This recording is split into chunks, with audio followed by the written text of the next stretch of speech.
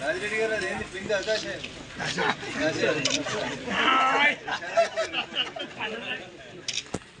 రాత్రి కొబ్బరి చట్నీ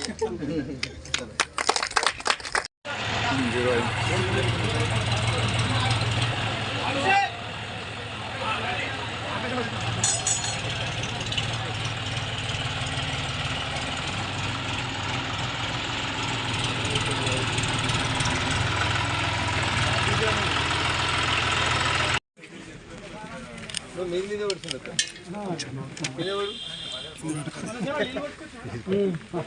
నోటుకొస్తే 8 వస్తుంది అది 8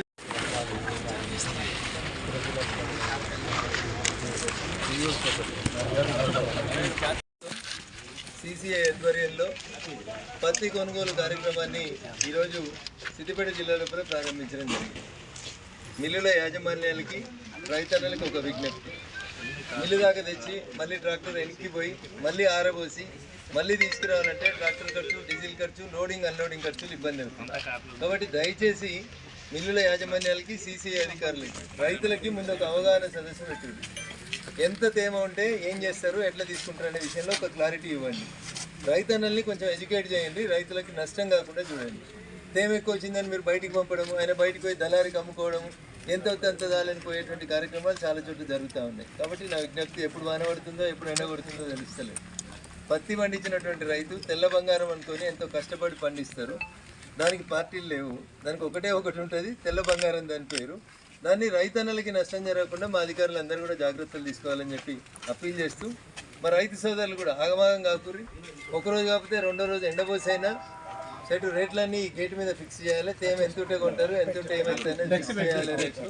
1-2 సార్లు రైతులను ఎడ్యుకేట్ చేయాలి. మా మాజీ ఏఎంసీ చైర్మన్లు, లీడర్లు, అన్ని పార్టీల నాయకులు కూడా ఎత్తేడిచిన వ్యవసాయం, రైతు ఏడిచిన రాజ్యం బాగుపడదు. కాబట్టి అందరం కలిసి రైతుకు 10 పైసలు లాభం కావాలనే ఉద్దేశం కొద్దీ ఈ కార్యక్రమాన్ని సద్వినియోగం చేసుకోండి, సక్సెస్ఫుల్ చేయండి అని అప్పీల్ చేస్తాను.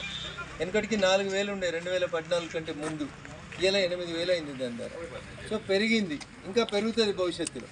కాబట్టి రైతులు తొందరపడి బాధపడి రేట్లు పెరుగుతలేవు, రేట్లు వస్తలేవు, తేమ శాతం తగ్గింది, ఎక్కువైంది, ఇట్లా నష్టపోవద్దు. మీరు సల్లంగా ఉండాలనే మీరు ఏడ పంట పండిస్తే ఆడికే తీసుకొచ్చి ఈ షెల్టర్లని ఓపెన్ చేస్తూ ఉన్నాం. కాబట్టి దయచేసి వీటిని సద్వినియోగం చేసుకోవాలని చెప్పి కోరుకుంటూ, ఈ ప్రాంతాల్లో ఎక్కువగా కాటన్ కనబడుతూ ఉంటుంది.